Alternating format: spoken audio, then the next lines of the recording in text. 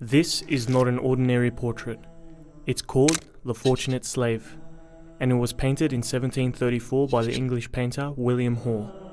On the surface, it might look like a typical English painting, but what's really special about it is that amongst all the paintings of famous English men and women of the 18th century, this is the very first in which the subject is black.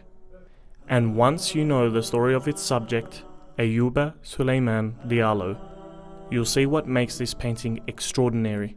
Born and raised in eastern Senegal to a prominent Muslim family, Diallo was known for his great intelligence and memory from a young age. By the time he was 15, he had memorized the entire Quran and familiarized himself with the Maliki school of Islamic law. Unfortunately for Diallo, his life quickly changed from one of study and scholarship to the horror of slavery. Senegal was a major victim of the transatlantic slave trade, and by the age of 30, he was captured, enslaved, and shipped to the United States. Despite the cruelty and abuse he faced, Diallo remained devoted to his Islamic rituals, going into nearby woods to pray 5 times a day. After a child humiliated him and threw dirt in his face during prayer, Diallo decided to flee the plantation only to be recaptured and imprisoned. Diallo decided to write a letter from prison to his father in Africa. This letter was intercepted by James Edward Oglethorpe, the director of the Royal African Company and the founder of the American colony of Georgia. Upon reading it, Oglethorpe wrote that he was touched by Diallo's words and arranged that Diallo was to be freed and sent over to England.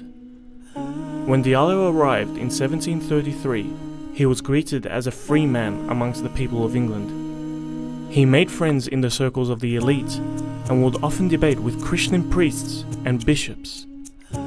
At a time known for its extreme racial prejudice, people were impressed with his intelligence, monotheistic beliefs, and piety. Diallo was approached by William Hall to paint his now famous portrait. What makes this portrait significant is not just the presence of a black man, it's the way he's depicted. When people of African descent were painted in the 18th century, they were almost always shown in racist and demeaning ways. Facial features were exaggerated unnaturally, and they were never the subject of the painting, usually being reduced to the background as scary and inhuman figures. This portrait was the first to depict an African Muslim ex-slave as not only human, but noble. His posture and frontal direction were chosen to make him more likable, and his expression is pleasant, rather than evil or disturbed. However, what really stands out is the red book hung around his neck. This book is one of 3 Qur'ans Diallo had written purely from memory during his imprisonment.